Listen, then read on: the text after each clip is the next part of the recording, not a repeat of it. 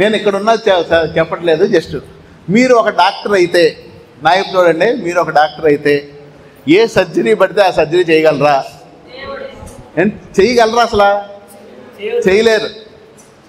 ఇప్పుడు neurology doctor heart surgery చేయమని చేయగలరా? చేయలేడు. Very good.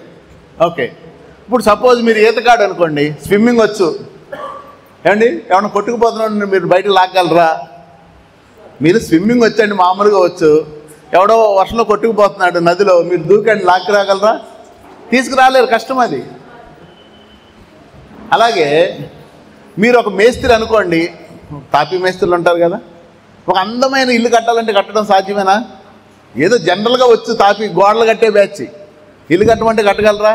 కట్టలేరు కదా. అలాగే నువ్వు ఒక పురుషుడివో ఒక స్త్రీవో అయినంత మాత్రాన వివాహ వ్యవస్థకు వెళ్ళిపోయి అక్కడ సూపర్గా కట్టుకోవాలంటే సాధ్యం అంటే సాధ్యం కాదు. అర్థమవుతుందండి?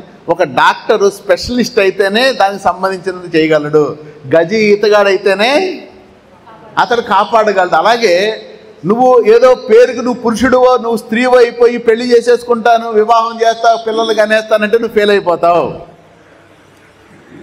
అంటే ఒక ఎంబీబీఎస్ డాక్టర్ ఒక స్పెషలైజేషన్ చేసిన విధంగా ఒక పురుషుడు అయిన నువ్వు, స్త్రీ అయిన నువ్వు ఏం చేయాలండి? ఆ స్థాయిలోనికి వచ్చిన తర్వాత, ఆ అర్హత సంపాదించిన తర్వాతనే వివాహం చేసుకోవాలి. ఆమె కఠినంగా ఉందా, కష్టంగా ఉందా? నిజం సార్ ఇది. ఓకే, సో ఇక్కడ మనం ఇంకొక పాయింట్ ఏం గుర్తు చేసుకోవాలంటే, దేవుడు తన పోలికలో స్త్రీని పురుషుడిని చేశాడు, ఇద్దరు దేవుని పోలికే. కానీ స్త్రీని పురుషుడిని చూస్తే వారిలో కొన్ని తేడాలు కనబడుతున్నాయి. చూడండి, అవయవ నిర్మాణంలో తేడా ఉంటుంది కదా, అలాగే బాధ్యతల్లో కూడా తేడా ఉంది, అలాగే వారికి ఇచ్చిన అధికారంలో కూడా తేడా ఉంది. కారణం ఏంటంటే అవయవ నిర్మాణాల్లో తేడా ఎందుకంటే దేవునికి ఒక ఉద్దేశం ఉంది, తన ద్వారా నెక్స్ట్ జనరేషన్ రావాలి. సో దానికి కావాల్సిన విధంగా బాడీ స్ట్రక్చర్ అన్నది దేవుడు స్త్రీకి పెట్టాడు, పురుషునికి పెట్టాడు. అలాగే బాధ్యతలు కూడా చూస్తే, సో దేవుడు బాధ్యతల్లో కూడా తేడా పెట్టాడు. ఒక కంపెనీలో 4 ఎంప్లాయీస్ ఉన్నారు, 4 కూడా MBA చేశారు, కాబట్టి ఆ 4 ఒకటే స్థాయి ఉంటుందా? కంపెనీ కరెక్ట్గా స్మూత్గా రన్ అవ్వాలి అని అంటే ఒక మేనేజర్ ఉంటాడు, తర్వాత అసిస్టెంట్ మేనేజర్ ఉండొచ్చు, లేదా డిప్యూటీ ఉండొచ్చు, తర్వాత కింద వర్కర్స్ ఉంటారు. అందరూ ఒకే చదువు చదివినప్పుడు కూడా ఇలా ఉంటారు. సేమ్ అలాగే దేవుడు ఏర్పాటు చేసిన ఈ వివాహ వ్యవస్థ, ఈ కుటుంబ వ్యవస్థ పర్ఫెక్ట్గా జరగాలి అని అంటే బాధ్యతల్లో కూడా తేడా ఉంది, అధికారంలో కూడా తేడా ఉంటుంది. ఎప్పుడైతే బాధ్యతలు ఇవ్వబడ్డాయో దానికి సంబంధించిన అధికారంలో కూడా తేడా ఉంటుంది. ఓకే, సో ఇప్పుడు స్త్రీకి పురుషునికి ఇవ్వబడిన బాధ్యతలు ఏంటి, అర్హతలు ఏంటి, ఇవన్నీ తెలుసుకోవాలి అని అంటే మనకి ఉన్న ఒకే ఒక సోర్స్ ఏంటయ్యానంటే దేవుని దగ్గరికి వెళ్ళాలి. దేవుని దగ్గరికి వెళ్ళి దేవుడిని అడిగే అవకాశం ఏమైనా ఉందా? లేదు. కాబట్టి దేవుడు అలాంటి ప్రొసీజర్ ఎక్కడన్నా పెట్టాడు, చేశాడా అని అంటే దేవుడే వివాహకర్తగా వివాహం జరిపించాడు, మొదటి ఆదాము అవ్వల్ని. సో దేవుడు పురుషుడు ఆ స్థాయికి వచ్చినప్పుడు, స్త్రీ ఆ స్థాయికి వచ్చినప్పుడు వివాహం చేశాడు. కాబట్టి సో వాళ్ళకున్న హక్కులు బాధ్యతలు ఏంటో దాని మీద మనం స్టడీ చేయబోతున్నాం. ఓకేనండి?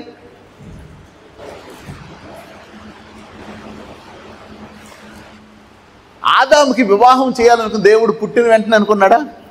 కొద్ది కాలం ఏదైనా తోటలో ఉన్నాడు, దాని తర్వాత ఆదాము దగ్గరికి అవ్వను తీసుకొచ్చి జతపరిచాడు. సో అంటే నేను ఇందాక చెప్పాను, అవ్వను ఎప్పుడు తీసుకొస్తాడు ఆదాము దగ్గరికి అని అంటే ఆదాము అవ్వని పోషించి సంరక్షించే స్థాయికి వచ్చినప్పుడు తీసుకొస్తాడు. అంటే వివాహము చేసుకోవాలంటే ఒక పురుషుడికి ఉండవలసిన ప్రాముఖ్యమైన అర్హతలు ఏంటంటే ఆదాము ఏ యొక్క బాధ్యతలు అర్హతలు కలిగి ఉన్నాడో ఆ బాధ్యతలే మనం కలిగి ఉండాలి. సో ఏదైనా తోటలో దేవుడు ఆదాముకి ఏం బాధ్యతలు అప్పగించాడు చూడండి ఒకసారి. 2:15 ఆదికాండం.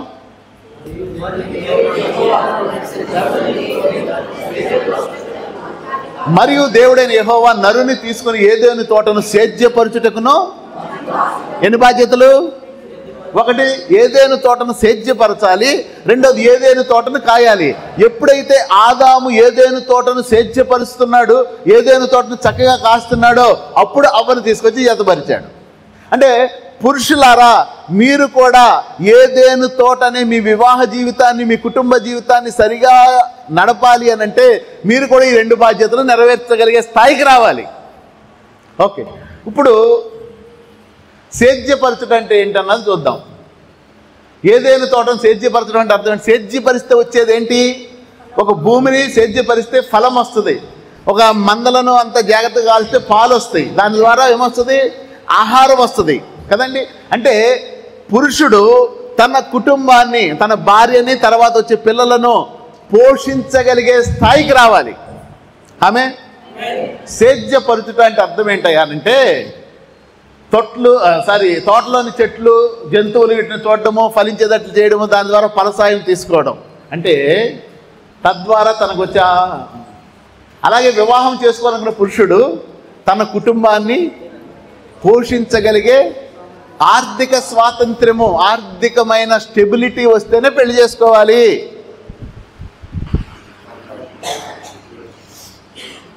ఇప్పుడు వెంటనే వచ్చే డౌట్ ఇదేగా, నిజమే. కానీ మరి ఇప్పుడు నేను పెళ్లి చేసుకోవాలంటే మరి నాకు 10,000 ఉన్నాయి, చేసుకోవచ్చా? నాకు 20,000 వస్తుంది, చేసుకోవచ్చా? అసలు ఎంత వస్తే పెళ్లి చేసుకోవచ్చు? ఈ ప్రశ్న వచ్చిందా గారు? రాలేదా? పురుషులకు రావాలి, స్త్రీలకు అవసరం లేదు. డౌటా వచ్చింది? Very good. ఓకే, ఇప్పుడు ఆర్థిక స్థితిని నువ్వు ఎలా సెలెక్ట్ చేసుకోవాలి అది పాయింట్. ఒక వ్యక్తి వివాహం చేసుకోవడం కావాల్సిన, నేనున్నాను, నాకు పెళ్ళి అయిపోయిందండి, పెళ్లి కాని వాళ్ళు నేను పెళ్లి చేసుకోవాలనుకున్నప్పుడు చూడండి, ఫస్ట్ పేదవాడు ఏమనుకుంటాడు? నేను కూలికి వెళ్ళి వస్తాను, రోజుకి 500 వస్తే ఏముంది, నాకు 100 రూపాయలు తాగడానికి పోయినా ఇది నడుస్తుంది స్టోరీ అనుకుంటాడు. 500 అనుకుంటున్నాడు కాబట్టి ప్రతిరోజు 500 సంపాదించే స్థాయికి వచ్చినాడు పెళ్లి చేసుకోవచ్చాడు. అది మైండ్ సెట్ ఎంత ఉంది? 500తో నేను నడిపేయగలను అంటున్నాడు. ఇప్పుడు మధ్యతరగతి ఫ్యామిలీ వ్యక్తి ఉన్నాడు, ఆడేమనుకుంటాడు? 30,000 ఉండాలి సార్, అట్లీస్ట్ 2 చక్రాల బండి ఉండాలి కదా మా ఆవిడ అప్పుడప్పుడు అక్కడికి తీసుకెళ్ళడానికి. సో అలానే అప్పుడు ఆ వ్యక్తి 30,000తో అనుకుంటున్నాడు తన కుటుంబాన్ని నడపడానికి, తన భార్యకు మినిమం రిక్వైర్మెంట్ తీర్చడానికి 30,000 కావాలనుకుంటున్నాడు. అది 20,000 సంపాదిస్తే పరిస్థితి ఏంటి? అది రీచ్ అవ్వలేడు కదా. దానివల్ల అతనికి డిస్సాటిస్ఫాక్షన్ ఉంటుంది, తన భార్యకి డిస్సాటిస్ఫాక్షన్ ఉంటుంది, గొడవలు బిగిరైపోతాయి. సో అందువలన అతడు 30,000 సంపాదించగలగాలి. ఇంకొక అతను అనుకుంటాడు, నేను నా భార్యని అసలు కాలు కింద పెట్టనివ్వకూడదు, ఎంతసేపు కారులోనే తిప్పుదాం అనుకుంటాడు. అతనికి ఎంత కావాలి? అది మరి ఎక్కువ ఉంటుంది కదా. ఓకే, అంటే ఒక వ్యక్తి తన కుటుంబాన్ని, తన భార్యను, తన పిల్లలను ఏ స్థాయిలో ఉంచాలనుకున్నాడు? పెంకుటిల్లో ఉంచాలనుకున్నాడా? డాబాలో ఉంచాలనుకున్నాడా? మ్యాన్షన్లో ఉంచాలనుకున్నాడా? విల్లాలో ఉంచాలనుకున్నాడా? 2 వీలర్ మీద తిప్పుదాం అనుకున్నాడా? 4 వీలర్ మీద తిప్పుదాం అనుకున్నాడా? చార్టర్ ఫ్లైట్ కొందాం అనుకుంటున్నాడా? తన ఆలోచనలు ఎలా ఉన్నాయో ఆ స్థాయిలో తను సంపాదించడం పెళ్లి చేసుకోవాలి. అంటే కొంతమంది మాత్రం ఏం చూపించేశారు? అరచేతిలో చూపించేశారు కదా. మాలు కూడా తెలియకొచ్చి బోర్లో పడిపోయి తర్వాత అంతా గొడవలే. ప్రాముఖ్యమైనది ఫస్ట్ది పురుషుడికి ఉండవలసింది ఏంటండి? తన కుటుంబాన్ని పోషించగలిగే స్థాయి రావాలి. అది రాకపోతే ఏంటమ్మా? ఏం చేయాలి? ఇప్పుడు సపోజ్ తన కుటుంబాన్ని ఈ స్థాయిలో పెంచుదాం అనుకుంటున్నాడు, ఆ స్థాయికి రాలేదు, ఏం చేయాలి చెప్పండి? అయినా పెళ్లి చేసుకోవచ్చా? పెళ్లి చేసుకోకూడదు సార్. లేదా నీ ఆలోచన తగ్గించుకుని, అమ్మమ్మ నా స్థాయి ఇదే, నువ్వు కారులో తిరుగుదామంటే నన్ను చేసుకోవద్దు, 2 వీలర్ వరకు అయితే ప్లాన్ చేయి, తర్వాత దేవుడిస్తే చూద్దాం, ప్రస్తుతం నా స్థాయి చెప్పగలగాలి. అంతేగాని నువ్వేంటి గాల్లో మేడలు కట్టేసి తీసుకెళ్ళి దడ్మని పడేస్తే ఎలాగా? ఓకే, ఎవరు వివాహానికి అర్హులు కాదు? ఆ పాయింట్ కూడా చూసేద్దాం సార్. ఆర్థిక స్వాతంత్ర్యం లేని వారు, ఫైనాన్షియల్ ఫ్రీడమ్ లేకపోతే, ఇప్పుడు సపోజ్ పెళ్ళి అయిపోయింది, పిల్లోడికి అబ్బాయికి ఉద్యోగం లేదు, ఏదో కష్టపడ్డాడు, పెళ్ళి అయిపోయింది, ఏమండి నాకు వస్తా మల్లెపూలు దండి అంది, లేదా నాకు లివర్ కర్రీ ఇష్టం అండి అంది. వెంటనే మమ్మీ ఒక 100 రూపాయలు కొట్టు అంటే ఎలా ఉంటుంది? అత్తయ్య మేము నిన్న మటన్ కర్రీతో తిన్నాను తెలుసా అండి, నేనే ఇచ్చాను నా డబ్బులు అంటే గాలి ఎలాగుంటుంది? సో ప్రాముఖ్యమైనది నీ కుటుంబానికి, నీ భార్యకి, నీ బిడ్డలకు కావాల్సిన మినిమం రిక్వైర్మెంట్స్. మ్యాక్సిమం గొంతమ్మ కోర్లు కొడితే ఎవరు చేయలేడు కదా. నీ భార్యను నువ్వు అనుకున్న స్థాయిలో తనకు ముందే చెప్పి చేయగలగాలి. ఓకే. రెండోది, తల్లిదండ్రుల మీద ఆధారపడే వాళ్ళు వివాహం చేసుకోవడానికి అర్హులు కాదు. ఓకే. మూడోది, వారసత్వంగా ఆస్తి వచ్చింది మాకేంటి సార్, రెంట్లు వస్తాయి, ఏదో వస్తుంది, ఇది వస్తుంది, వాళ్ళు కూడా వివాహం. ఎందుకంటే మేబీ రేపు ఏదైనా జరిగి రెంట్లు ఆగిపోతే పరిస్థితి ఏంటి? సరే నిజమే 2 లక్షలు వస్తున్నాయి, హ్యాపీ. పొరపాటున ఏదో జరిగింది అనుకోండి, ఇప్పుడంతా ఫ్రాడ్స్ ఎక్కువ ఉన్నాయి కదా, ఫైనాన్షియల్ ఫ్రాడ్స్ ఎన్ని ఉన్నాయి, ఏదో జరిగింది, పోయింది, పరిస్థితి ఏంటి? నీకు ఎంత ఉన్నా సరే నువ్వు చెమట ఓర్చి నీ కుటుంబాన్ని పోషించాలి, మిగతా యాంక్సిలరీ. ఇదొక బ్యాచ్. భార్య సంపాదనతో, మా భార్య ఏఎన్ఎం, మా భార్య అండి సూపర్వైజర్ అండి, మీరు రియల్ ఎస్టేట్ అండి. ఉన్నారు చాలామంది వాళ్ళు కూడా. అంటే నేను అనేది ఏంటంటే, మొదట నువ్వు నీ కుటుంబాన్ని పోషించగలగాలి, తర్వాత నీ భార్య కూడా మీకు ఇష్టమై ఇద్దరు కలిపి సంపాదన చేసి దాన్ని పెంచుకుంటూ వెళ్తుంది వేరే. కానీ దేవుడు చెప్తున్న మాట ఏంటనంటే, నీ కుటుంబము వాక్యానుసారంగా కట్టబడాలి అంటే నీ కుటుంబంలో దేవుని సన్నిధి ఉండాలి. అంటే దేవుడు చెప్పిన విధంగా ఉంటేనే కదా నీ కుటుంబంలో దేవుని సన్నిధి ఉంటుంది. మరి నీ కుటుంబాన్ని నేను హెడ్గా పెట్టి నువ్వు ఈ బాధ్యతలు తీసుకోవాలంటే, నువ్వు ఆ బాధ్యతలు నెరవేర్చకుండా ప్రభువా రా నా కుటుంబంలో ఉంటాడు, ఎలా ఉంటాడు దేవుడు?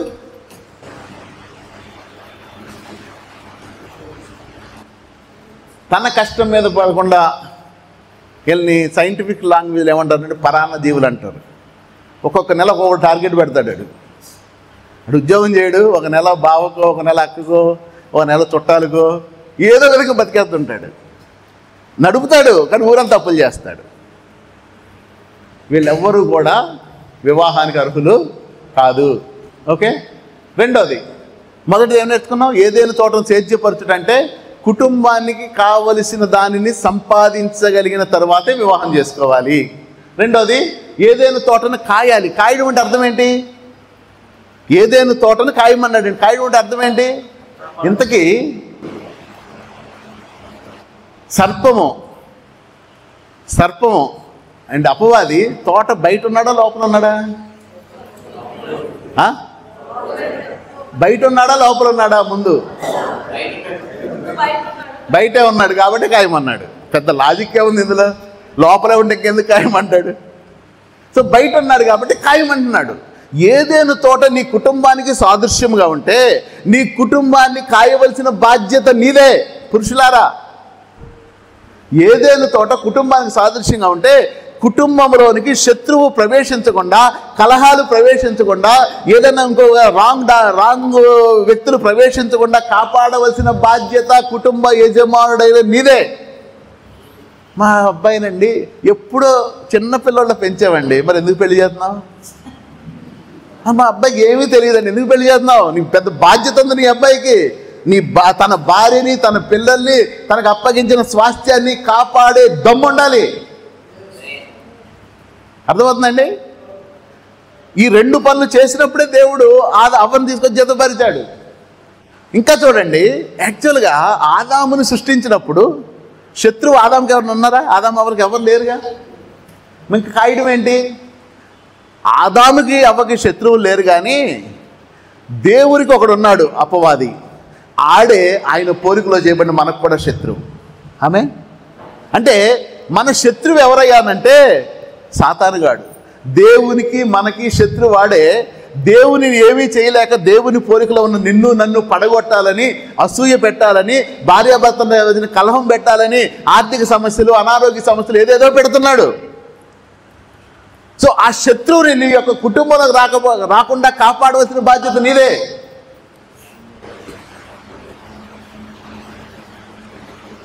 సాతానుడు ఎన్ని విధాలుగా దాడులు చేస్తాడో చూడండి అయ్యగారు ఒకసారి.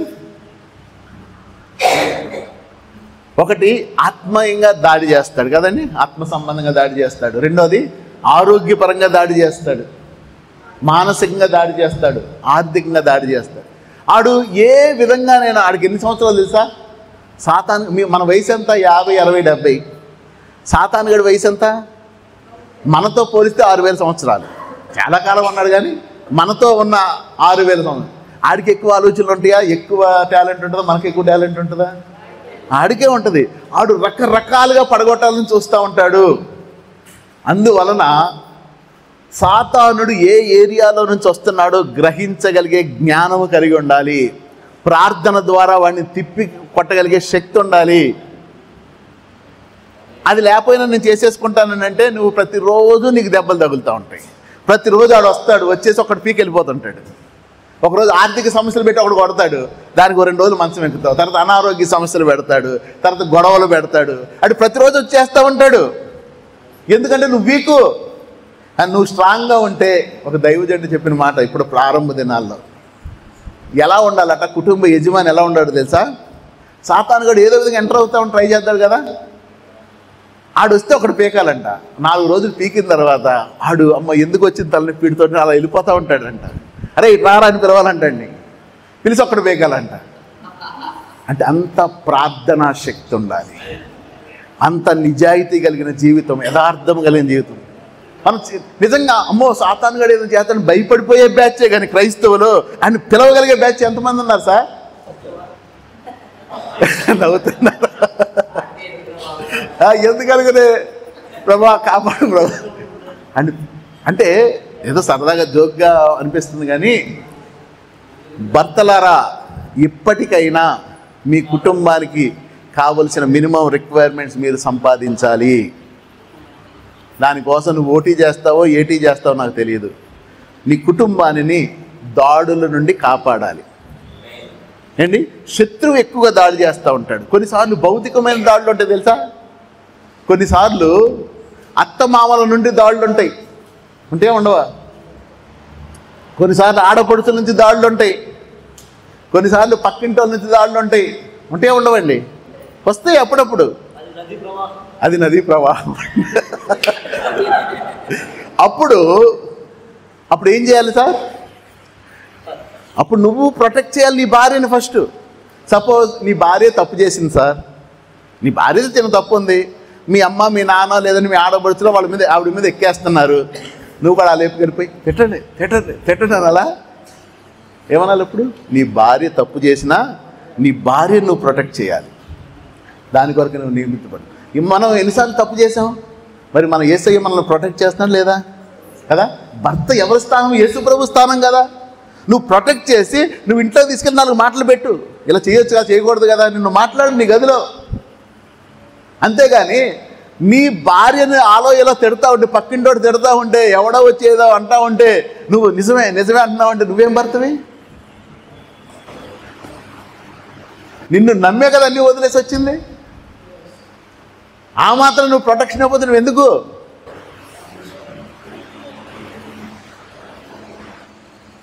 చూడండి, రకరకాలుగా ఆదామవుల మధ్యలో గ్యాప్ పెట్టాడు కదండి. భర్త ఒక దగ్గర ఉంటే భార్యను ఒక దగ్గర పెట్టాడు. అందువల్ల సాతాను ఎంటర్ అయిపోయాడు. కయ్యను హేబెలు చూడండి, ఈర్ష్య, ఒకరి మీద ఒకరికి ఈర్ష్య పెట్టాడు. ఇవన్నీ సాతాను పెడతా ఉన్నాయి. నోవా హామ దగ్గర చూస్తే తల్లిదండ్రులకి పిల్లలకి మధ్యలో గొడవలు పెట్టాడు. ఇలాగా ఇవన్నీ. సో నిబ్బరమైన బుద్ధి గలవారై ఉండాలని పేతురు చెప్తా ఉన్నాడు. ఓకే, భౌతికమైన దాడుల నుంచి కూడా కాపాడాలి. అది ఆల్రెడీ చెప్పేసే నా పాయింట్. సో పురుషులారా, భర్తలారా, మీరు మీ భార్యను మీ పిల్లలను కాపాడాలి. మీకు ఇచ్చిన స్వాస్థ్యాన్ని కాపాడాలంటే మీ బలం సరిపోద్దా? మీ జ్ఞానం సరిపోద్దా? మీ తెలివి సరిపోద్దా? సరిపోదు. అందువలన ఏం చేయాలి అంటే సాధ్యమైనంత వరకు దేవుని పాదాలు పట్టుకోండి. అవకాశం ఉన్నప్పుడల్లా దేవుని సహాయం అడగండి. జ్ఞానము కలిగి ప్రవర్తించండి. ఓకే, చూసారా? యెహోవా ఇల్లు కట్టించని ఎడల అంటే యెహోవా ఇల్లు కట్టించకపోతే ఎవడు ఇల్లు కట్టలేడా? దాని అర్థం ఏంటి చెప్పండి ఒకసారి. యెహోవా ఇల్లు కట్టించని ఎడల అంటే ఎవడు ఇల్లు కట్టలేడా? యెహోవా ఇల్లు కట్టించకపోయినా ఇల్లు కట్టుకోవచ్చు, కానీ దాని ప్రయాస వ్యర్థం. యెహోవా పట్టణం కాపాడకపోయినా 10 మంది సెంటర్ని పెట్టవచ్చు, కానీ 10 మంది కాదు 100 మంది పెట్టిన శత్రువు వచ్చేస్తాడు. అంటే దేవుని సహాయముతో మీకు ఇవ్వబడిన జ్ఞానాన్ని, మీకున్న బలాన్ని కలిపి మీరు మీ కుటుంబాన్ని కాపాడాలి. ఓకే ఓకే వివాహం చేసుకోబోయే పురుషులారా, మీకు కొన్ని హెచ్చరికలు వింటారు. ఇవి కూడా నీ భార్య పిల్లలు నేను చూసినప్పుడు వారికి ఏం రావాలండి? ఇంకా ఇంకా మా నాన్న ఉన్నాడు, నా భర్త ఉన్నాడు అన్న ఫీల్ రావాలంట.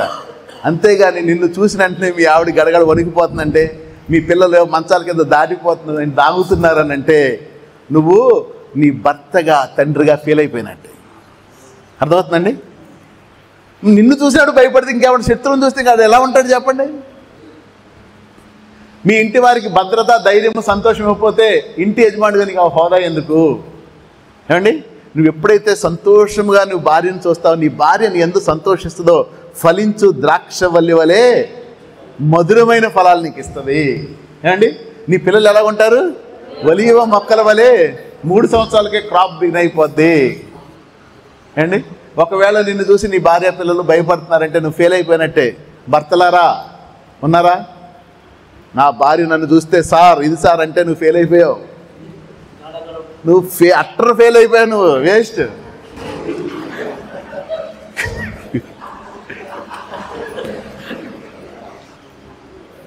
రెండో హెచ్చరిక, భర్తలారా నిన్ను చూస్తే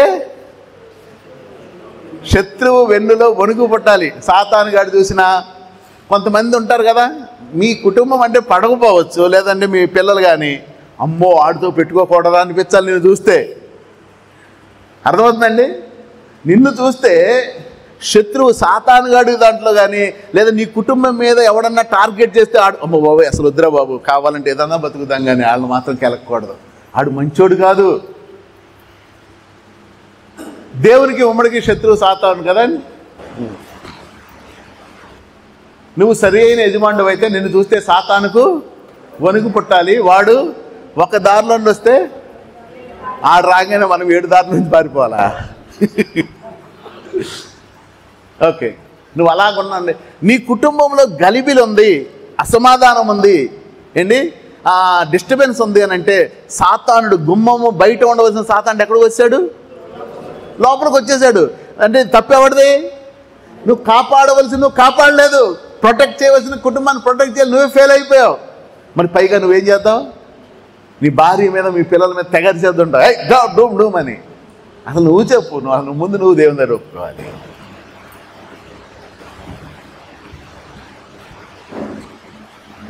మూడోది, ఈ బ్యాచ్ కొంతమంది ఉంటారండి, చదువుతారా గట్టిగా?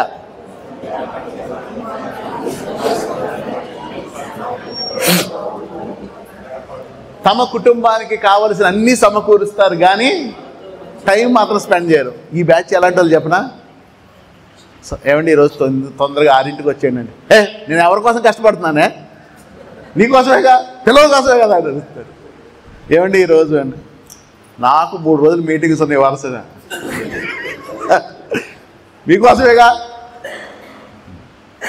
వాళ్ళ మైండ్లో ఎలా ఉంటుందంటే నా కుటుంబానికి కావాల్సిన గ్రాసరీ మొత్తం ఇచ్చేసాను, సంవత్సరానికి పుట్టినరోజుకి ఒకటి, పెళ్లి రోజుకి ఒకటి, క్రిస్మస్కి ఒకటి, న్యూ ఇయర్కి ఒకటి 4 బట్టలు కొనేసాను, పిల్లల ఫీజులు కట్టి నాతో సంబంధం లేదంటారు. మరి ఇలాంటి వారే భర్తలైతే వీరికంటే వీళ్ళు బెటర్ కదా. ఆ భర్త కంటే వాడిని బెటర్ కదా. వాడిని కూడా 3 పూటలు భోజనం పెట్టేస్తాడు సార్. మీకు వాడికి తేడా ఏముంది? ఏమైనా తేడా ఉందా? ఇంకా కొంచెం కిందకి వెళ్దాం, వీళ్ళు కూడా బెటరే. డైలీ గుడ్డు పెడతారు వాళ్ళు, పాలు గుడ్డు అంటే ఇక్కడ. అంటే కేవలం నువ్వేదో 3 పూటల భోజనం పెట్టడానికి, బట్టలు ఇవ్వడానికి, కావాలంటే బ్యాంక్ బ్యాలెన్స్ ₹1,00,000 వేస్తాను కాదు. నువ్వు నీ పిల్లలతో సమయం గడపాలి, నీ పిల్లలు నీలో ఆనందించాలి, నీ పిల్లలు నీ ద్వారా చాలా నేర్చుకోవాలి. అందుకే పగలంతా ఎవరు పని చేయాలి సార్? రాత్రులు ఎవరు పని చేయాలి, పగలు ఎవరు పని చేయాలి చెప్పండి? మన బైబిల్ ప్రకారం, ప్రసంగి గ్రంథం ప్రకారము ఉదయం నుండి సాయంత్రం ఎవరు పని చేయాలి? మానవులు పని చేయాలి. రాత్రులు ఆహారం కోసం వెళ్తాయి. మరి ఇప్పుడు ఎవరు వెళ్తున్నారు? నేను అనేది ప్రపంచం ఎలాగ ఉంది కాబట్టి మేము కూడా వెళ్తున్నాం అంటే నేను అంటలేదు. దేవుడు ఏమంటున్నాడు? చెప్పిన వాక్యం. ఉదయకాలం ఉద్యోగాలు లేవా? కాకపోతే వారానికి 2 సార్లు మటన్ వండుకుని ఒకసారి వండుకోండి, ఒక్కసారి కూడా అవ్వకపోతే నెలకు ఒకసారి వండుకోండి. కానీ ఉదయం నుండి సాయంత్రం వరకు ఇద్దరు కష్టపడండి. సాయంత్రం 6ంటికి వచ్చి చక్కగా స్నానం చేసి నీ భార్యతోటి నీ పిల్లలతోటి 1 గంట టైం స్పెండ్ చేయి. అది నువ్వు ₹1 కోటి ఇచ్చిన దానికన్నా ఎక్కువ. అర్థమవుతుందండి? అంతేగాని ఎవరి కోసం? మన పిల్లల కోసమేగా. ఈడు వెళ్ళేటప్పుడు ఆవిడ ఉంటుంది, ఆవిడ వెళ్ళేటప్పుడు ఈడు ఉంటాడు. ఇద్దరు బయటికి వెళ్ళేటప్పుడు ఇంట్లో ఖాళీగా ఉంటారు. సో అన్నీ సమకూర్చడం కాదు, భర్త నీ పిల్లలను నువ్వు పెంచాలి అండి. ఒక్కోసారి కొంతమంది భార్యలు మొత్తం ఇలా దోసకాయ మొహం పెట్టుకుని ఉంటారు. ఏంటనంటే ఏమోనంటే పెళ్లి చేసుకున్నారు, సంతోషం అంతా పోయింది, బయటికి వెళ్ళి 2 నెలలు అయిపోయింది, మా చుట్టాలు ఇంటికి వెళ్తాయి. ఈయన అడిగితే సార్ ఏం చేయండి సార్, ఆడు ఓటీ చేయకపోతే డబ్బులు సరిపోవట్లేదు సార్ అండి, 3 చిట్టీలు ఉన్నాయి సార్, 2 ఈఎంఐలు ఉన్నాయి సార్, ఏం చేయండి సార్ అంటాడు కదా. మరి ఇప్పుడు నీ భార్యను నువ్వు సంతోషపెట్టకపోతే ఎవడు సంతోషపెడతాడు? నీ భార్య నీ దగ్గర సంతోషపడకపోతే ఎవరి దగ్గర సంతోషపడాలి? ఫ్రెండ్స్ దగ్గరికి వెళ్ళిపోవాలా? లేదా ఇంకోటి నీ బాధ్యత అది. నేను ఆ బాధ్యతలో చెప్తాను అది ఎంత ఇంపార్టెంటో. నీ భార్యని సంతోషపెట్టవలసిన బాధ్యత, మినిమం చిన్న చిన్న విషయాలు తీర్చవలసిన బాధ్యత నీ దగ్గర. అంగన్వాడీ టీచర్ లాగా, హాస్టల్ వర్కర్ లాగా నువ్వు చేస్తే కుదరదు.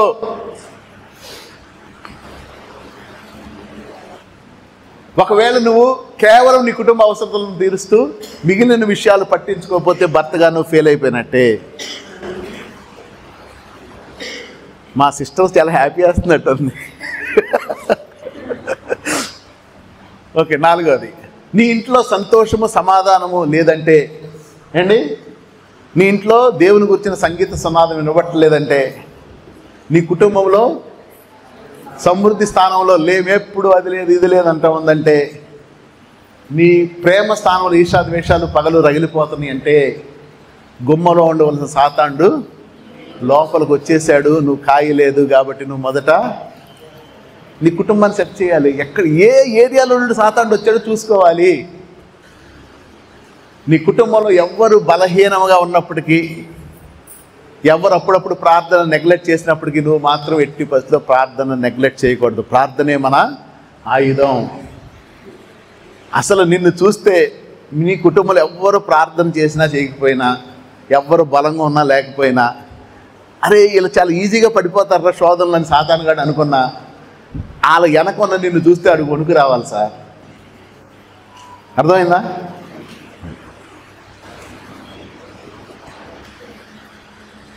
యోబు ఎలా ప్రాకారం వేశాడండి? ప్రతిరోజు తన పిల్లల కోసం ప్రాకారం వేసేవాడు కదా. ఇది కూడా ముందుకు వెళ్ళిపోదాము. ఈ పాయింట్ చెప్తే లేట్ అయిపోద్ది. సరే, ఇది కూడా చెప్తాను వినండి. అండ్ భర్తగా ఆదాము ఓడిపోవడం గల కారణం ఏంటో ఒకసారి భర్తలారా విన్నామా? భర్తలు అంటే ఆదాము యాక్చువల్గా ఫెయిల్ అయిపోయాడు కదా, సాతాను లోపలికి వచ్చాడు, ఇదంతా డిస్టర్బ్ అయిపోయింది కుటుంబం అంతా. కారణం ఏంటయ్యా ఒకసారి చూద్దాం. ఆదాము ఓడిపోవడం గల కారణం ఏంటి? దేవుడు ఏదైనా తోటను కాయమన్నాడు, కాయలేదు. అంటే మన జీవితాల్లో కూడా మనము మన కుటుంబాన్ని ప్రొటెక్ట్ చేయవలసిందిగా ప్రొటెక్ట్ చేయకపోతే ఓడిపోతాం. రెండో తప్పు ఏంటో చూద్దాం. ఆదాము చేసిన రెండవ తప్పు జరిగింది. దేవుడు వచ్చి ఆదామా నువ్వెక్కడా అన్నాడు. ప్రభువా అన్నాడు. నేను తినొద్దన్న పండు తిన్నావు అన్నప్పుడు ఏం చెప్పాలండి? తింటే తిన్నానని చెప్పు, లేకపోతే లేదని చెప్పు. తప్పుని పక్కకు తోసేయడంతో దేవుడు కోపం వచ్చింది. ఆ రోజు ఒప్పుకుంటే ఎలా ఉండేదో నాకు తెలియదు. మన కుటుంబాలలో మనము చేయవలసిన పని కాపాడడం, కుటుంబాన్ని కాయడం. ఫెయిల్ అయిపోయావు. నువ్వు డైరెక్ట్గా వెళ్ళి ప్రభువా నన్ను బట్టే ఈ తప్పు జరిగిందని ఒప్పుకోగలగాలి. ప్రభువా నా భార్య ఎంత చెప్పినా ఇంటలేదు ప్రభు, అందుకే ప్రభు ఇన్ని సమస్యలు ప్రభు అన్నావు అనుకో, నువ్వు కూడా దోసేస్తాడు బయటికి. ప్రభు ఎంత నేను కష్టపడి తెచ్చినా నా భార్య వేస్ట్ చేసేస్తుంది ప్రభు డబ్బులు అన్నావు అనుకో, పోయినట్టే. దేవుడు నీకు అధికారం ఇచ్చాడు. ఒక ఆఫీస్లో ఉన్న హెడ్ ఆఫ్ ద ఆఫీసర్ ఉంటాడు కదా, అతడు కింద వాళ్ళందరినీ మానిటర్ చేసి కరెక్ట్ కంట్రోల్లో పెట్టాలా? ఎవడు ఎలా చేస్తే నాకెందుకని అనుకోవాలా? మనము కూడా కుటుంబ యజమానులుగా ఆ స్థాయికి రావాలి. ఇన్ కేస్ మరి మా కుటుంబంలో ఆ పరిస్థితి లేదండి, మా భార్య మా పిల్లలు మా చెయ్యి దాటిపోయారనంటే అయినను అవకాశం ఉంది. ప్రతిరోజు నమ్మకంగా ప్రార్థన చేయండి. ఏమండి, మీకు చేత కాలేదు, మీ బాస్ అన్నాడు కదా, ఇద్దరికి బాస్ ఆయనే కదా, ఆయన సెటిల్ చేసేస్తాడు. ఆయన దిగితే మామూలుగా ఉండదు సార్, ఆయన ఒక్కసారి దిగితే 100 సార్లు దిగినట్టే. ఓకే, ఏం పర్లేదు, మీరు ప్రార్థన చేయండి. ప్రభా నా కుటుంబము ఒక్కసారి మెకానిక్ దగ్గర పాడైపోయిన బండిని తీసుకెళ్తారు కదా, ఒకసారి రిపేర్ అయ్యింది తీసుకెళ్ళారు, రిపేర్ చేసిన జాగ్రత్తగా వాడతాం కదా, అలాగే ప్రభు ఈసారి బుద్ధిగా వాడతాను ప్రభు, బట్ నా కుటుంబాన్ని కరెక్ట్గా నడిపిస్తాను అని ప్రామిస్ చేయండి. దేవుడు సెట్ రైట్ చేసేస్తాడు. ఓకే,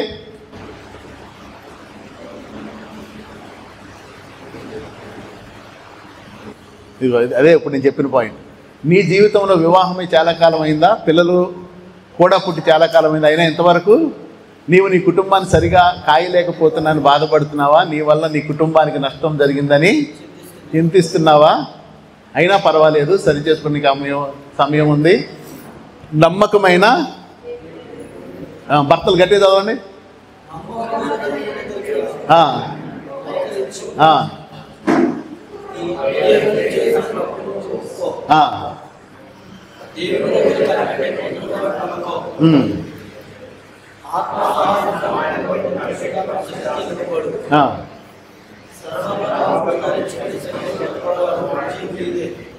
చేస్తారా? మనదే విజయం.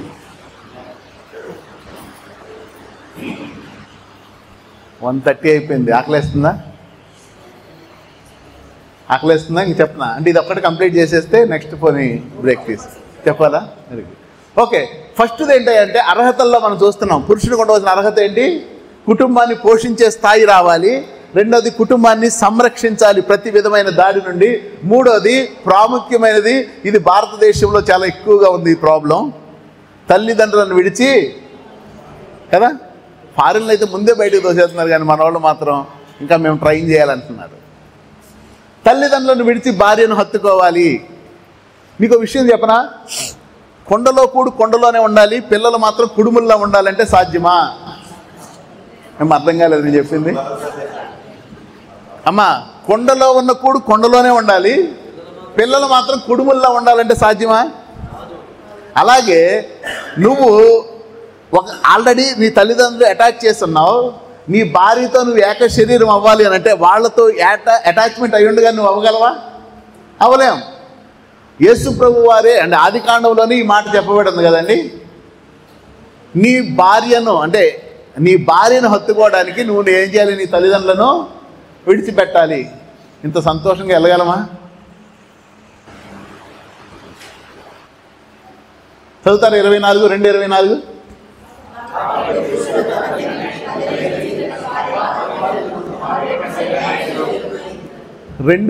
కాబట్టి పురుషుడు తన తండ్రిని తల్లిని విడిచి తన భార్యను హత్తుకొనును, వారు ఏక శరీరులై ఉందరు. నువ్వు ఒకటి విడిచిపెట్టబడకుండా నువ్వు రెండో వారిని హత్తుకోలేవు. పొలంలో గోధుమలు పొలంలోనే ఉండాలి, బస్తాలు నిండాలంటే సాధ్యమవుద్దా? పొలంలో ఉన్న గోధుమ పంటను కొయ్యాలి, దానిని మోపు కట్టాలి, దొల్లగొట్టాలి, తూర్పారబట్టాలి, అప్పుడు గింజలు అక్కడికి వస్తాయి. అంతేగాని నేను ఎక్కడే ఉంటానంటే కుదరదు. సో ఇది ఒక క్రమం. పొలంలోనే అది పుట్టింది, పొలంలోనే పెరిగింది, కాపు కాసినంతా వచ్చింది. కానీ ఒక సర్టన్ టైం వచ్చిన తర్వాత అది కట్ చేయబడింది.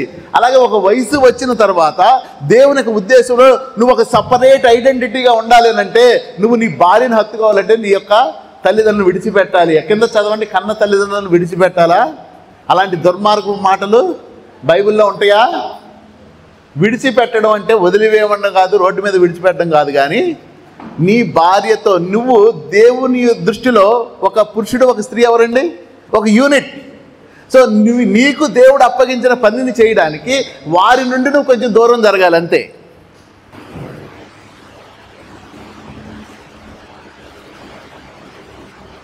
ఇది కొంచెం కఠినంగా ఉంటుంది. ఓ వివాహమైన వాళ్ళారా, మిమ్మలను సూటిగా అడుగుతారమ్మా, అడగమ్మా. నువ్వు చదవండి, గట్టిగా చదవండి.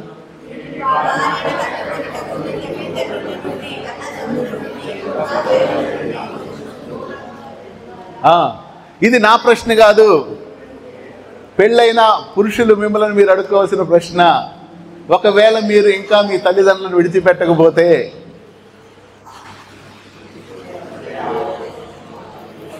ఇదంతా బైబిల్లోదే, నా సొంత కవిత్వమేం కాదు. ఆయన స్పష్టంగా చెప్పాడు, నేను ముసుగులో గుద్దులాడడానికి ఏమీ లేదు. ఇప్పుడే ఆ తప్పుని దేవుని దగ్గర నీ భార్య దగ్గర ఒప్పుకొని సాధ్యమైనంత తొందరగా నువ్వు ఒక సపరేట్ ఐడెంటిటీతో నీ లైఫ్ని లీడ్ చేయాలి. ఒకవేళ అలా చేయకపోతే దేవుని ఆజ్ఞ అంతేగా ధిక్కరించినట్టే. దేవుడు స్పష్టంగా చెప్పాడు. అది తల్లిదండ్రులకు నా మనవి.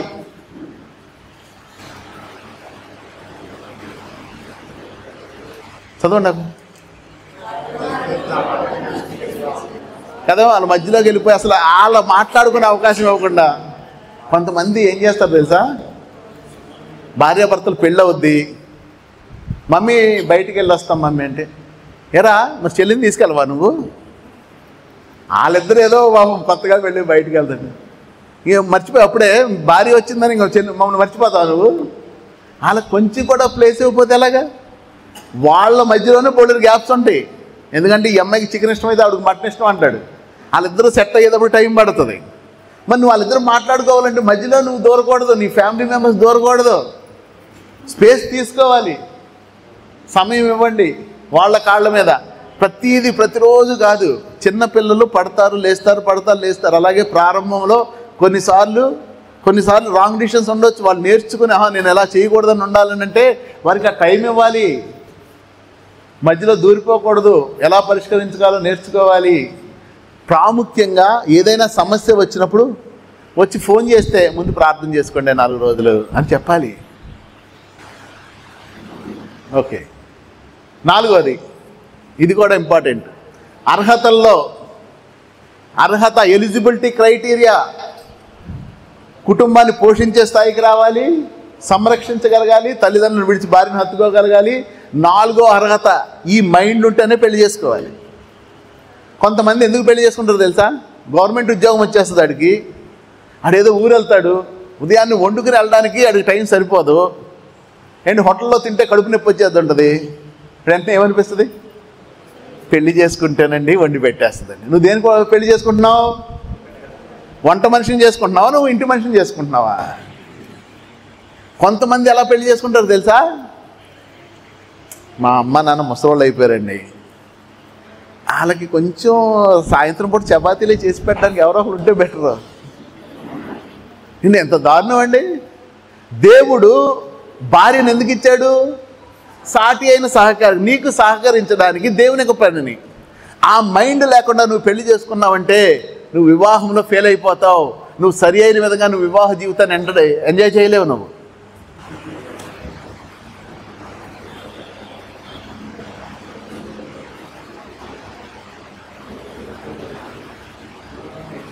చూసారా, కొంతమంది ఇలా ఉంచుతారు.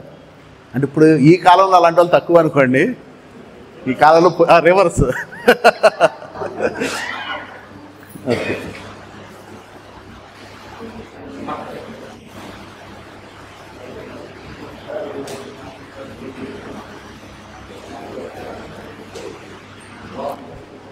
ఇవి ఆల్రెడీ ఒక్క స్పీడ్గా 7 పాయింట్స్ ఉన్నాయి. 7 పాయింట్స్ చెప్పేస్తాను ఈజీగానే. ప్రతి భర్త తన భార్యకి శిరస్సుగా ఉండాలి. ఇవి ఏంటంటే ఇందాక చెప్పిన 4 పాయింట్స్ ఏంటంటే అర్హతలు.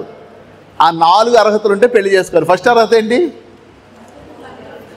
నీ కుటుంబాన్ని పోషించే స్థాయికి రావాలి. రెండోది, నీ కుటుంబాన్ని సంరక్షించగలగాలి. మూడోది, నీ భార్యను హత్తుకోవాలి. 4వది ఇప్పుడు చెప్పిన పాయింట్. 4వ పాయింట్ ఏంటమ్మా? ఎవరు రాయలేదా? నీ భార్యని ఈక్వల్గా చూసుకోవాలి. ఓకే. ఇవి బాధ్యతలు.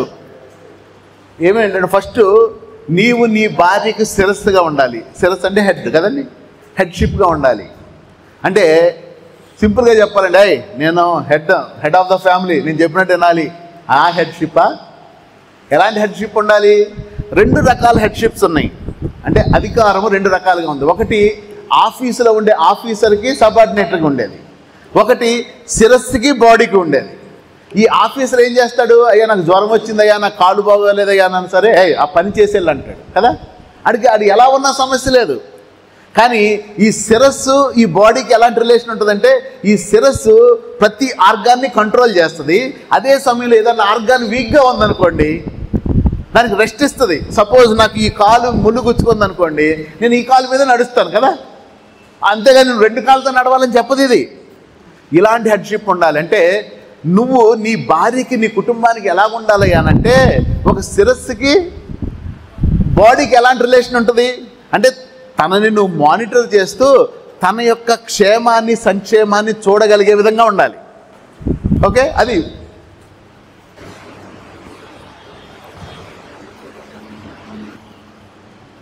రెండోది, కుటుంబాన్ని పోషించి సంరక్షించాలి. దానిలో మనం డిస్కస్ చేసాం కదా. చూసారా? 1 తిమోతి 5:8 చదవండి ఒకసారి. గట్టిగా గట్టిగా చదవాలి.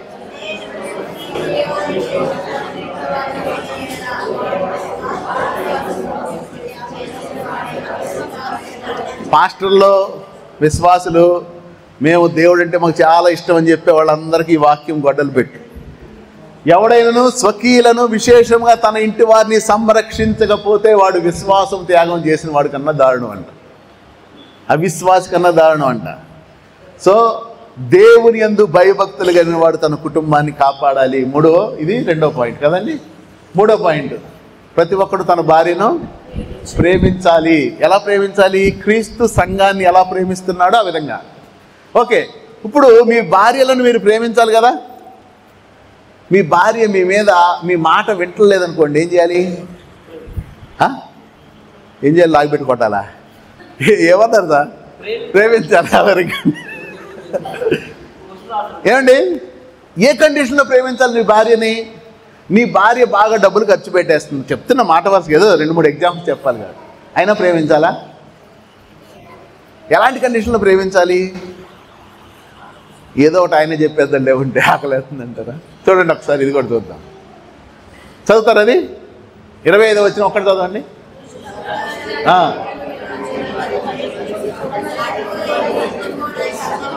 చాలు. భర్తలు భార్యలను ఎలా ప్రేమించాలంటే క్రీస్తు సంఘాన్ని ఎలా ప్రేమించాడో అలా ప్రేమించాలట. ఓకే, ఇప్పుడు సంఘము అంటే ఎవరు? మనమేగా. మనం సంఘం కదండి. యేసుక్రీస్తు అంగీకరించిన వాళ్ళందరూ సంఘం. ఇంకా ఈ సంఘములో మనలో అసూయ ఉందా? ద్వేషము, కలహము, మత్సరము ఇవన్నీ ఉన్నాయా లేవా? ఇంకా మనలో కొన్ని బలహీనమైన ఆలోచనలు ఉన్నాయా లేవా? ఇంకా స్టిల్ ఇప్పటికి ఇంకా ఉన్నాయి. ఉన్నా యేసు ప్రభువారు ఏం చేస్తున్నారు? అలా ప్రేమించాలి.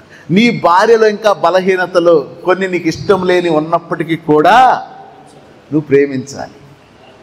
క్రీస్తు ఇంక ఇప్పుడు చదవండి, అది 27 వచ్చింది చదవండి, 26 నుంచి చదవండి నాన్న.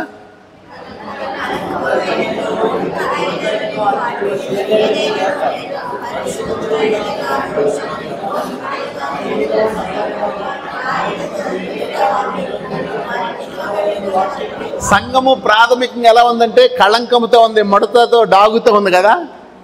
అలా ఉన్న సంఘం కొరకు యేసు ప్రభు వారు ఏం చేశాడో తెలుసా? ప్రాణం పెట్టాడు. అంటే నీ భార్యలో ఉన్న బలహీనతలను బట్టి నువ్వు ఎండగట్టేసి మొత్తం రోడ్డు మీద పెట్టేసి చూడండి అని మొత్తం బంధువులను పిలిచి పంచాయతీలు పెట్టేయకూడదట. కావాలంటే ప్రాణం పెట్టాలంట. అంటే ప్రాణం పెట్టిన లోపు చేసేద్దు కదా సార్. మా ఆవిడ మామూలుగానే ఇంటలేదు, ఇప్పుడు ఇలా చేస్తే మా ఆవిడ ఎక్కడ ఊరుకుంటుంది? మీకు మీ ఆవిడ లోబడదు సార్. అమ్మలారా, మీకు మీ భర్తలు లోబడరు, మీరు ఆయనకు లోబడితే ఆయన సెట్ చేస్తాడు. అది గుర్తుపెట్టుకోండి. అర్థమవుతుందా? నేనున్నాను, నా దేవుడు చెప్పాడు కాబట్టి ఇర్రెస్పెక్టివ్ ఎనీ సిచ్యుయేషన్ నేను ప్రేమిస్తాను, అంతే. నా భార్య ఉంది, నా దేవుడు చెప్పాడు కాబట్టి ఇర్రెస్పెక్టివ్ ఎనీ సిచ్యుయేషన్ నా భర్తకి నేను గౌరవిస్తాను. ఆ పాయింట్తో ఉంటే మీ కుటుంబాలు కట్టబడతాయి. అర్థమవుతుందండి పాయింట్? నేను చెప్పిన పాయింట్ ఏమో, నా భర్త అంటే నువ్వు భయపడితే ఏముంటుంది? ఏముండదు. నిన్ను ఇంకా ఇది చేస్తుంటాడు. నువ్వు భయపడ్డావు అనుకో, నీ భర్తకి నువ్వు నీ సొంత జ్ఞానంతో ఇంకా భయపెడతాడు. నీ భార్యకి నువ్వు భయపడ్డావు, ఇంకా భయపెడుతుంది. కానీ దేవునికి భయపడితే నీ జీవితంలో అద్భుతమైన కార్యం జరుగుతుంది. ఓకే,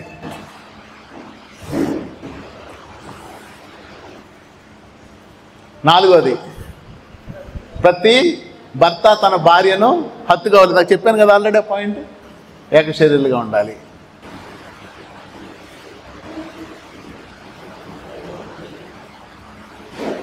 ప్రతి భర్త తన భార్యను గౌరవించాలి.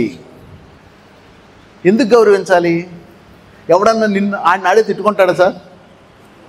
ఎవడైనా తెలివన్నవాడు ఎవడైనా ఆయన ఆడే తిట్టుకుంటాడా? యాదవ రవి యాదవ అనుకుంటాడా? ఎవడన్నా అనుకోడుగా.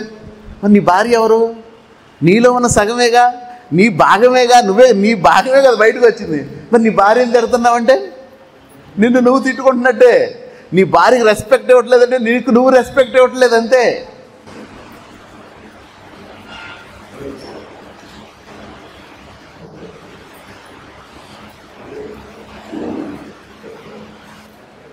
భార్యను ఇందా చెప్పాను, ఈ పాయింట్ ఏం చెప్పాను? నువ్వు సంతోష పెట్టకపోతే, నువ్వు మినిమం రిక్వైర్మెంట్ తీర్చకపోతే ఎవరు తీరుస్తారు? తర్వాత చేతులు గాలి అనేది, చేతులు గాలిన రాకులు పట్టుకుంటే కుదరదు. నీ భార్య నీ ద్వారా సంతోషించబడాలి, నీ ద్వారా కంఫర్ట్లోకి రావాలి. తను కూడా ఒక హ్యూమనే కదా, కంఫర్ట్స్ కోరుకుంటుంది కదా. నువ్వేమకపోతే ఏదో మిస్ గైడెన్స్లోకి వెళ్ళిపోతారు. సో టైం తీసుకోండి, అదొక బాధ్యత. ఓకే, చూసారా? ఇది చదవండి ఒకసారి, ద్వితీయోపదేశం 24:5.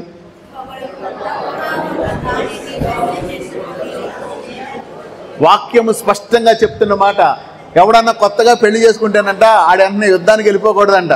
1 సంవత్సరం పాటు ఉండి మొదట భార్యను సంతోష పెట్టాలని. అంటే సంతోష పెట్టడం అన్నది చాలా ప్రాముఖ్యమైనది. భారతదేశంలో ఉన్నవారు చాలా నెగ్లెక్ట్ చేసేది అదే. పెళ్ళి కాకముందు ఎన్ని గిఫ్ట్లు ఇస్తారో, పెళ్ళైన తర్వాత ఒక డైలాగ్ కొడతారు, నేనే నీ గిఫ్ట్ కదా. ఓకే, 7th పాయింట్ ఇది. ఇన్ని చెప్పాం కదా అని చూస్తే ఏం తక్కువ వాళ్ళు కాదండి, చాలా జ్ఞానం కలిగిన వాళ్ళు భార్యలు. సో మనం కూడా జ్ఞానము చొప్పున కాపురం చేయాలి. మొత్తం తలందిచ్చేయకూడదు. తలందిస్తే ఏం చేస్తారు? తల ఇచ్చేస్తే ఏం చేస్తారు సార్? నూనె పెడతారు. ఓకే,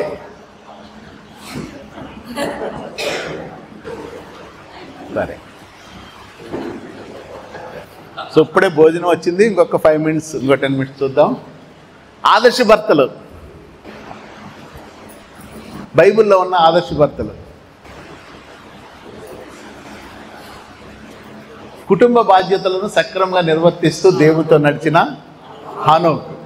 హానోకు దేవునితో ఎన్ని సంవత్సరాలు నడిచాడండి? 300 సంవత్సరాలు. సో దేవుని మీద యాసతో కుటుంబాన్ని నిర్లక్ష్య పెట్టాడా? 300 సంవత్సరాలు హానోకు కుమారులను కుమార్తెలను కంచు కాపురము చేస్తూ దేవునితో నడిచాడు. అర్థమవుతుందండి? అంటే దేవుని యొక్క సేవకి, లేదంటే నీకు అప్పగించిన బాధ్యతకి, నువ్వు చేయవలసిన ఉద్యోగ ధర్మానికి కుటుంబము ఆటంకము కాదు, కానేరదు. అర్థమవుతుందా? మీరు చేస్తున్న ఉద్యోగానికి కానీ, మీరు చేస్తున్న పనికి కానీ, దేవుని పనైనా ఏ పనైనా ఆ పని నీ కుటుంబముతో సంతోషించడానికి ఆటంకము కానేరదు. చాలామంది భర్తలు ఏమంటారంటే తమ కుటుంబాలను పోషిస్తూ సంరక్షిస్తూ ఉంటారు. కానీ అందులో కొంతమంది ఉద్యోగం వల్ల మేము బిజీ సార్, స్పెండ్ చేయలేకపోతున్నాం. మాలాంటి పాస్టర్లు అయితే మీటింగులు అని కుటుంబం ఎప్పుడు 30 days మీటింగ్స్ అయితే ఉండవు కదా. మిగతా రోజుల్లో కూడా మేము ఒక్కొక్కసారి ఏం చేస్తామంటే బిజీ అంటుంటాం. చాలాసార్లు అలా చేస్తూ ఉంటారు. కానీ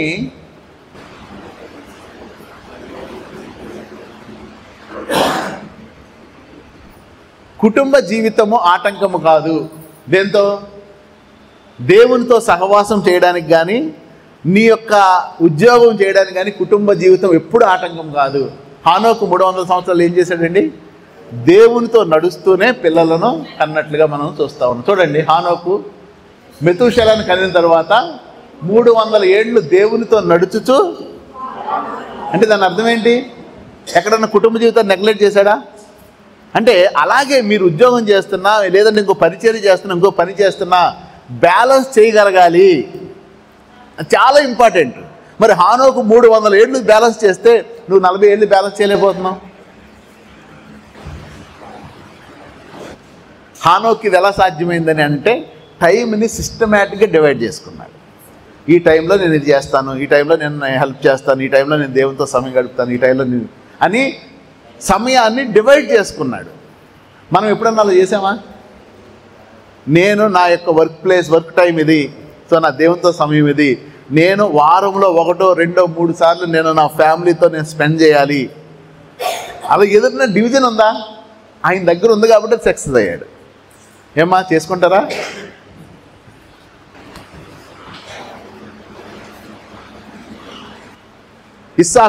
ఇస్సాకు ఎందుకు ఉత్తమ భర్త చెప్పండి ఎవరన్నా? ఇస్సాకు చేసిన మంచి పని ఏంటి భార్య విషయంలో? ఏం చేశాడు ఇస్సాకు? అమ్మా, ప్రార్థన చేశాడు. ఇస్సాకు పెళ్ళయింది. 1, 2, 3, 4, 5, 6, 7, 8, 9, 10 సంవత్సరాలు పిల్లలు పుట్టట్లేదు. పక్కింటి వాళ్ళు ఏమంటారు, ఎదురింటి వాళ్ళు ఏమంటారు. అది యోధా జనాంగంలో పెళ్ళైన తర్వాత పిల్లలు పట్టుకుపోతే అది శాపం, అది ఒక భయంకరమైన పాపం చేసిన లెక్క. ఆ టైంలో నేను అప్పుడే అనుకున్నాను మా నాన్నకి, ఇక్కడ ఉన్న అమ్మాయిని చూడండి అక్కడికి పంపించాడు ఎలియాజర్నిచ్చి, ఆడన్నా తిన్నగా తీసుకొచ్చాడంటే ఆడు తీసుకురాలేదు అని వీళ్ళ మీద బ్లేమ్ వేయలేదు. కానీ ఏం చేశాడండి, ఇస్సాకు దేవుని దగ్గరికి వెళ్ళి దేవునిని వేడుకొనగా దేవుడు రిబ్కా గర్భం తెచ్చాడు. ఎంత మంచి భర్త అండి. భార్యలో బలహీనత ఉంది, భార్యలో తప్పు ఉంది, భార్య సరిగా ఉండడం లేదు, ఏదో XYZ. భార్యలు అంటే స్త్రీలు బలహీనమైన ఘటాలు కదా, బైబిలే చెప్తుంది, దేవుడే చెప్తున్నాడు చాలా వీక్గా డిజైన్ చేశానని. అలాంటి పరిస్థితుల్లో నీ భార్యలో ఏదైనా ఒక తప్పు, ఒక బలహీనత కనబడితే నువ్వు నిజముగా తన కొరకు ప్రార్థన చేసిన రోజులు ఎన్ని? నీ భార్య కొరకు ప్రార్థన చేసిన రోజులు ఎన్ని? ఎన్నిసార్లు ప్రార్థన చేసావు, ఎన్నిసార్లు జయం పొందుకున్నావు? ఈ క్రైస్తవ స్త్రీలు కానీ లేదంటే పురుషుల్లో కానీ ప్రపంచం కొరకు ప్రార్థన చేసే బ్యాచ్లు ఎంతమంది ఉంటారు తెలుసా? సంఘాల కొరకు, వాళ్ళ కొరకు, వీళ్ళ కొరకు చేస్తారు కానీ పార్ట్నర్ కొరకు చేయరు. మీరు ఎక్కడన్నా చూడండి, ఉపవాస ప్రార్థనలు దేశం కొరకు, రాష్ట్రాల కొరకు ఉంటాయి కదా. బలహీనతలో ఉన్న నీ పార్ట్నర్ కొరకు నువ్వు ప్రార్థన చేయగలిగావా? మరి ఇంకేముంది సార్ అయ్యా, భార్య కొరకు ఉపవాస ప్రార్థన చేయాలి.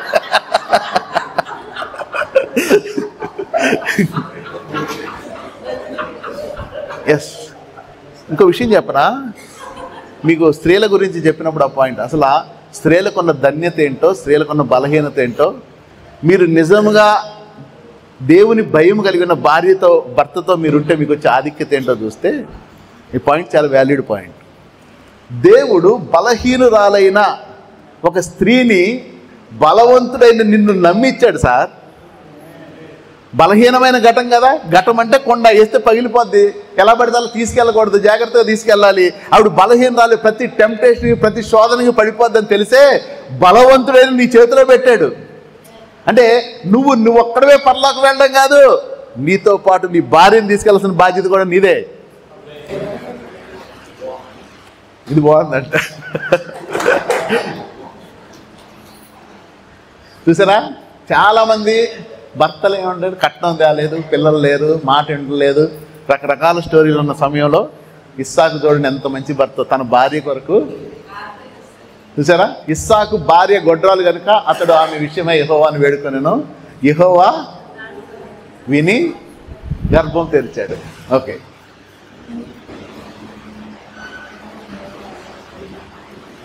చదువుతారు ఇది, పురుషులను గట్టిగా చదవండి. కనపడలే? ఓ భర్త యథార్థంగా చెప్పు, నీ భార్యలో ఏదైనా లోపం కనబడితే తనను బాధ పెట్టకుండా ప్రార్థన చేసావా చెప్పుకోండి, లోపల బయటికి చెప్పొద్దు ఎవరు. అది శారీరక బలహీనత అయినా మానసికంగా అయినా. నా భార్య ఫలానా పరిస్థితిలో ఉన్నప్పుడు నేను ఆమె కొరకు కన్నీరు కార్చి ప్రార్థన చేశానని చెప్పగలవా? విస్తారం ఎరగండి. చివరి చదవండి అందరూ. ఓ భర్త, కట్టుకున్న నీ భార్య కొరకు ప్రార్థించలేని నీవు మనుషులందరి కొరకు. ఓకే, ఎల్కానా ఎవరండి ఈయన? ఎవరు భర్త? హన్నా భర్త కదా. ఏమండి, హన్నా ఏడుస్తుంది సవతి పోరు పడలేక, నాకు పిల్లోడిని అంటే ఏమందండి, ఏమన్నాడు? నేను నీ 10 మంది కుమారులు కంటే గొప్పవాడిని కాదు, నేనున్నాను, నీకెందుకు 10 మంది కుమారులు ఉంటే ఎంత, నేను ఒక్కడిని ఉంటే ఎంత అండి. ఆ భరోసా ఇవ్వగలిగావు నీ భార్యకి? అర్థమవుతుందండి. అన్న పిల్లోడు కావాలని ఏడుస్తూ ఉంటే 10 మంది పిల్లలు ఉంటే ఎంత, నేను ఒక్కడిని అంత, నీకు నేనున్నాను కదా అని అభయం ఇచ్చాడు సార్. అది భర్త అంటే, నేనున్నాను నీకెందుకు అని చెప్పగలగాలి.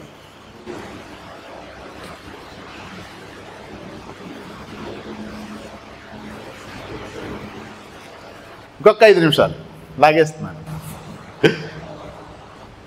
దేవుని ముందు భార్య నిర్దోషిగా, ఈ బ్యాచ్ చాలా మంది ఉంటారు. ఏమయ్యా ఎందుకు అలా చేసావంటే, మా ఆవిడే సార్. ఏంటండి ఎప్పుడు చేస్తారు? మా ఆవిడే సార్. ఆదాము దగ్గరికి దేవుడు వచ్చి ఏమన్నాడు? ఆదాము నువ్వు తినొద్దన్న పండు తిన్నావా అని అడిగాడు. నువ్వు ఇచ్చిన స్త్రీయే సార్. అంటే ఇప్పుడు ఏం చేశాడు? భార్యను దేవుని ముందు దోషిగా నిలబెట్టాడు. నువ్వు కూడా తెలుసో తెలియదో ఏదైనా తప్పు వచ్చినప్పుడు, ఏదైనా పంచాయతీ జరిగినప్పుడు నువ్వు సైడ్ అయిపోయి ఈవిడే సార్ అంటే నువ్వేం చేసావు? నీ భార్యను 100 మంది ముందు దోషిగా నిలబెడుతున్నావు. ఎంత దారుణం!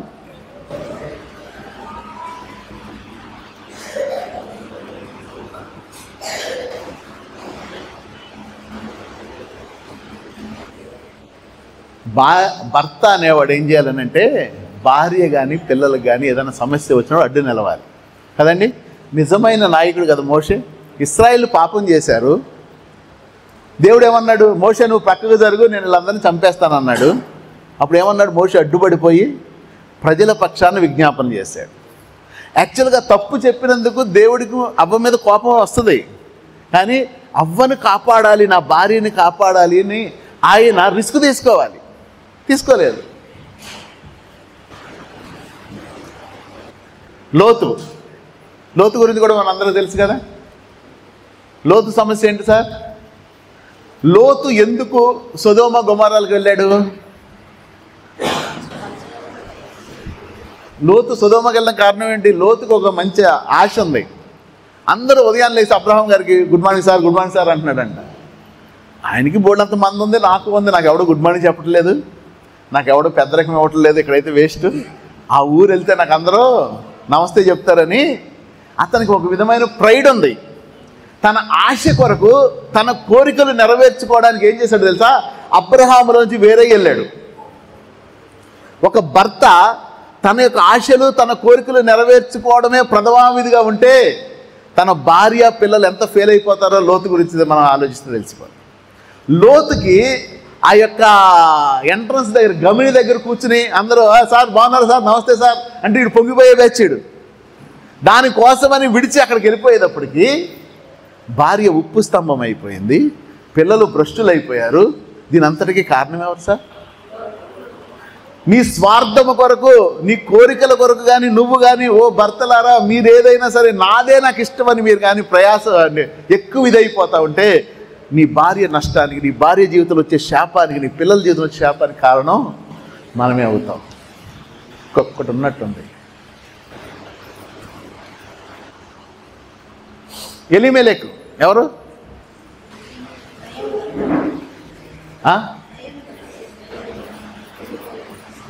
ఎలీమెలెకు నయోమి భర్త. ఈయన పరిస్థితి ఏంటి?